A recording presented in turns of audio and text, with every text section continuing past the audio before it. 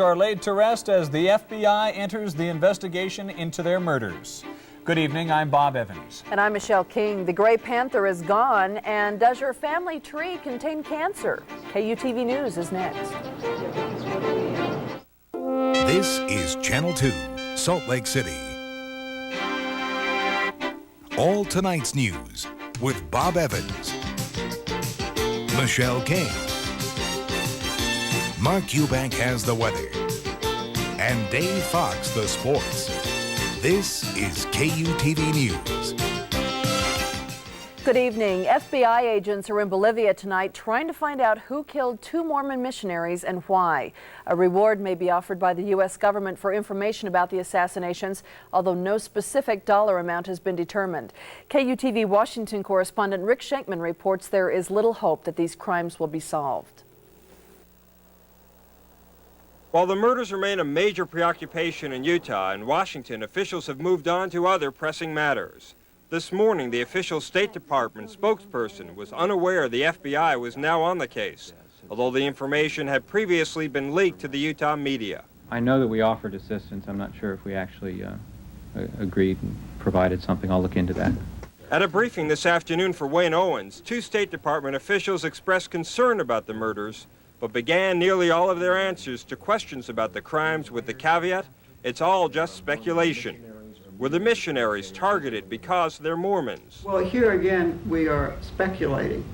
I can speculate, and I would speculate that they were targeted because they were visible foreigners. But there again, these are the speculations of one person. We don't know why they were targeted. About the only thing officials seem confident in saying is that the killings were the work of a Zarate Wilka Armed Liberation Front, and not a drug gang as some have suspected. Half an hour after Jeffrey Ball and Todd Wilson were killed, Zarate Wilka sent a pamphlet to newspapers taking credit for the murders. Sometimes terrorist groups claim that they have done dastardly deeds that they didn't do. The fact that they did this so quickly after the crime was committed, I think increases the probability that they did indeed do it. State Department officials admit they don't know much about Zarate Wilka, not its size, not its purpose, except that it's anti-American. There have been several other terrorist attacks this year in Bolivia. None have been solved. Rick Shankman, KUTV News, Washington. Family, friends, strangers, and entire communities came together today to honor the 2 young missionaries. In Colville, Jeffrey Brent Ball was eulogized as a powerful young leader with a soft and caring side. Even his sister on a mission in Guatemala came home to pay tribute. He's still a missionary.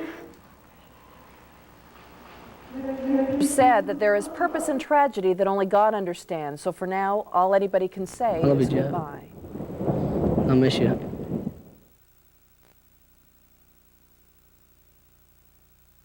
I fought a good fight.